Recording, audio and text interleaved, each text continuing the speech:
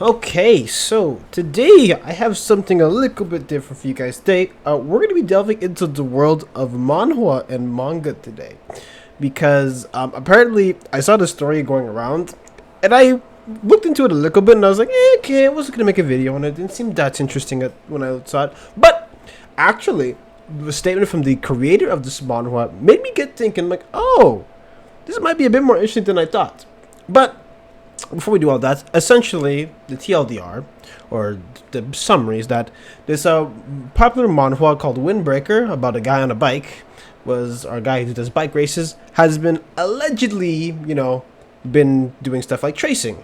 And if you don't know what tracing is, essentially in drawing, you have something where with tracing you put like a paper or you put somebody else's work and you just draw over it, and you might add some other features to it or whatever, but that's literally what you're doing. Yeah.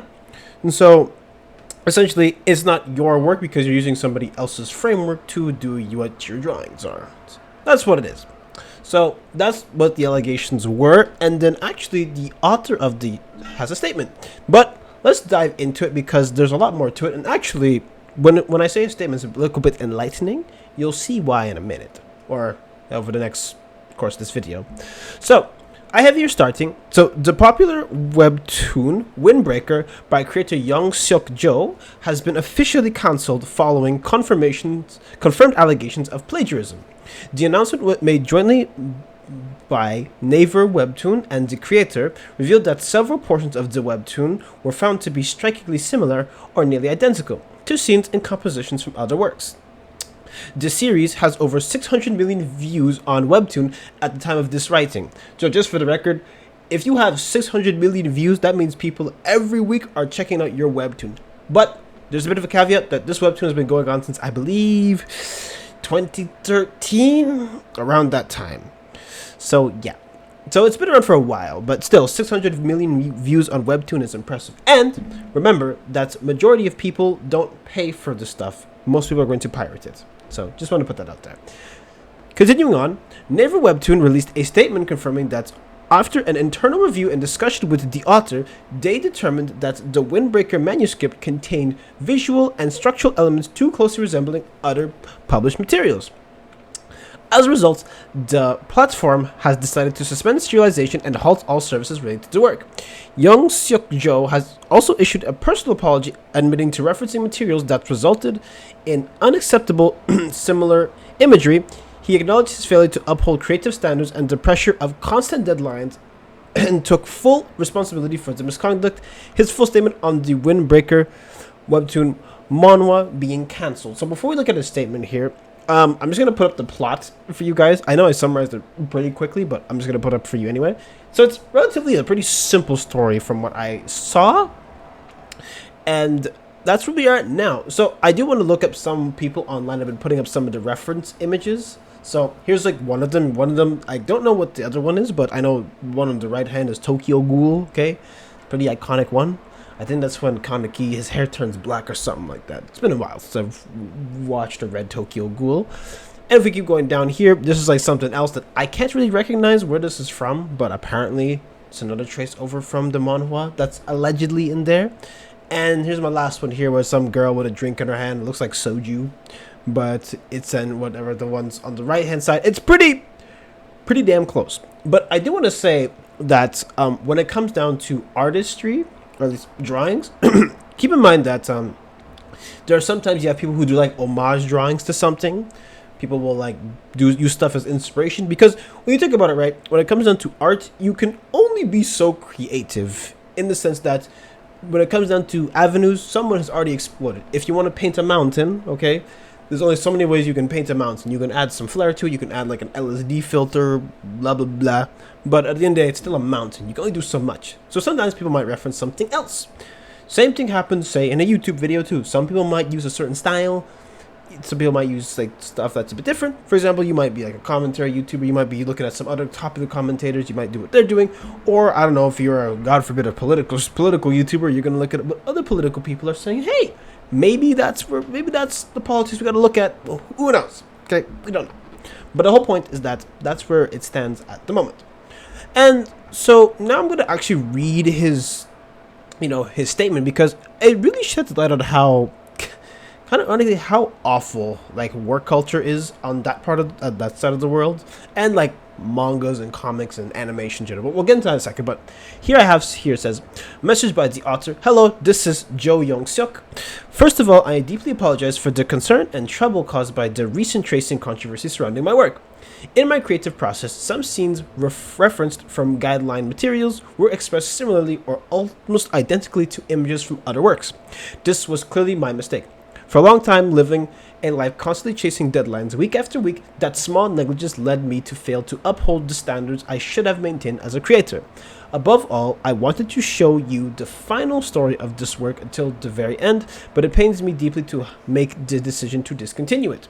I am truly sorry, and my heart aches for letting down my readers. To those who believed in me despite my shortcomings, I sincerely thank you for your support and encouragement. Once again, I bow my head in apology with the thought that I should at least provide a proper conclusion. The final story of Wandbreaker has been posted on my personal blog out of necessity. Thank you sincerely. So essentially he basically has the story finished up, but he just can't place it under the publishers. Because keep in mind, okay, as someone who literally just is currently dealing with a copyright strike right now, it is not easy dealing with like copyright in general. So it's not something that you can just, willy-nilly get yourself out of. There's a lot of legal ramifications for it. So that is where we're at now. So when it comes down to it, I just want to mention that there's something else that we're going to get into, but when you really think about it, like, we've heard about it for years that like animators, which sometimes artists too, but this aspect of like art in general is very exploited when you really think about it. Because a few years ago we had there was like Jujutsu Kaisen season 2 that was very, very controversial, because a lot of artists were like they were literally working in some of the worst conditions imaginable. They said, yep, we're not working for MAPPA anymore. And if you look at like mangakas, when it comes to manga, they have some of the most strict deadlines that they have to follow, and sometimes they have to draw like weekly to get this up to date. Now, some of them don't always draw weekly. Some of them will drop something maybe like once a month, or maybe something where it's like once every 2 weeks. Sometimes it's gotten a bit better over the years. But either way, it's still something where like it's very exploitative. And over here, or at least in the West, it's not much better, because if you look at something like Into the Spider-Verse or Across the Spider-Verse, like lots of animators were quitting and coming out and doing this and that, and some people like were coming on and off the projects. Or if you look at something like maybe like Invincible, where they have to literally animate like a whole like season, which is like 40 minutes of an episode like per year. That's a very stressful job in general. And even then, like, and if everything goes right, at least you have something that's it's memorable. People will keep watching it. But if you have something that's trash, oh man, you're gonna want to quit your job in essence. But anyways, so I kind of want to take a brief look at the study that I found while actually researching for this video. That it's actually pretty cool to look at, but it's also a bit sad when you think about it in the long term. Storyboard revisionist in April of 2022 to work on the Adam Eve special. I was on Team 1, the first team of the Invincible story teams, and that special aired in July of 2023. So that was a little bit over a year turnaround time that we got the episode out on streaming, which is actually a pretty quick turnaround time for an hour-long episode of TV made by a union studio.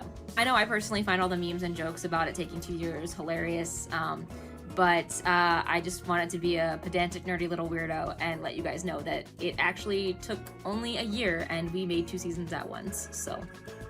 Now working on... So, here I have for you guys, Manhwa artists reveal concerning work conditions in new survey. Over the last decades, manga has become a powerhouse in the global market, and its popularity has renewed its focus on graphic novels globally. We have seen this easily thanks to the rise of webcomics, and if you did not know, a number of the internet's top comics come from South Korea as opposed to Japan.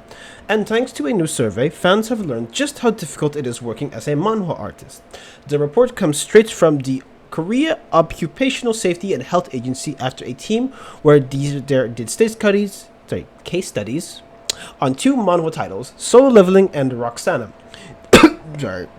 These series were looked into as both their artists suffered declines in health and while working, and Dakosha learned some starting information while exploring these studies. According to the study, the organization led 28.7% of manhwa writers admit to having depression, while the national average in South Korea is 7.7%.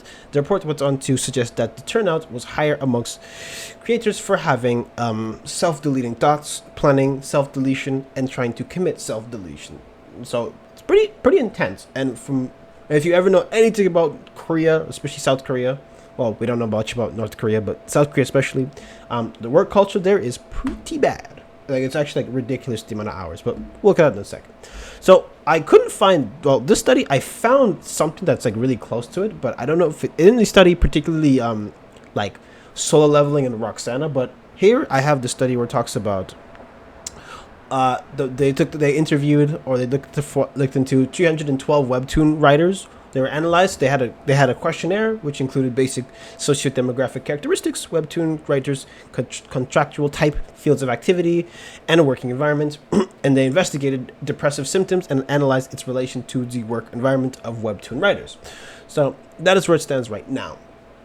And so if we just jump to the results that are in the first like page here, it says here that webtoon writers were exposed to long working hours, high labor intensity, limited labor discretion, negative comments from readers, and had high prevalence of depressive symptoms compared to story writers who contracted directly with platform story writers and the illustrators who contracted with content providers, CPS or CPs, were 9.51 times or 6.47 times more likely to have depressive symptoms, respectively.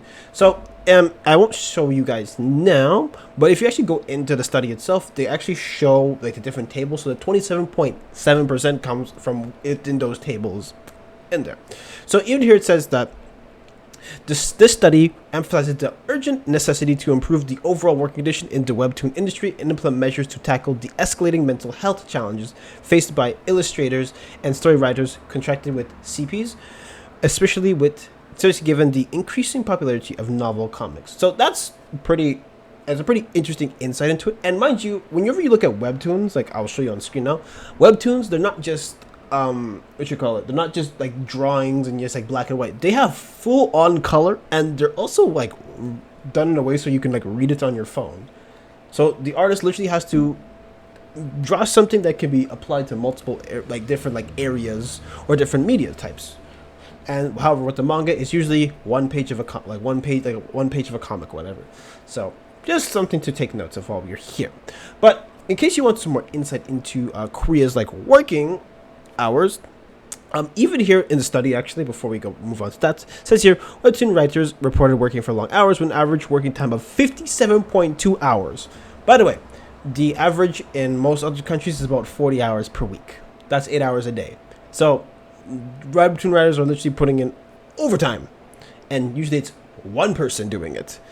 That's if you don't have an assistant. You have one person who has to write it, draw it, do all that. Even going on, it says, according to the 6th Korean Working Condition Survey, the average weekly working hours of Korean workers was 41.4. 12.1% of respondents worked more than 57 hours, which is the average weekly working time for webtoon writers, according to Webtoon Business Survey announced by the Korea Creative Content Agency in 2022. Webtoon writers averaged 10.5 hours per day, working 5.8 days a week. Labor intensity measured by the Borg scale was high, with an average score of 14.5, signifying a significant level of exertion. So, yeah, if you want to have a successful, comic or webtoon or whatever it is you're looking for, you basically have to respect deadlines because they have demands. You have to actually have a good story, and you have to have some appealing art to look at, because you can have a great story, but if your art is not looking great, it's not really going to help you in the long run. So that's just how it is. Anyways, so one more thing I want you guys to take a look at, and then we'll have to end off this video.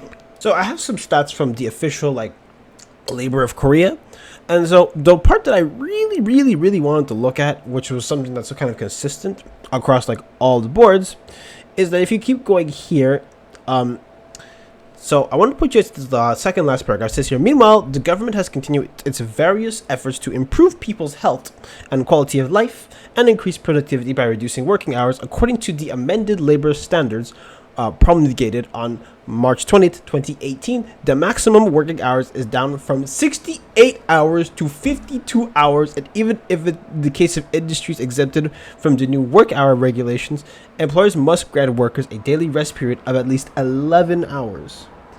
So, by the way, it takes you about 8 hours on average to sleep. And so, yeah. So you basically get some time to relax, in essence. But even then, like, for the average here, it says, what, 58 or 52? However, manhwa webtoon or webtoon artists are still doing 57.2. Now, there is a bit of discrepancy between the years, so don't take it as a one-to-one.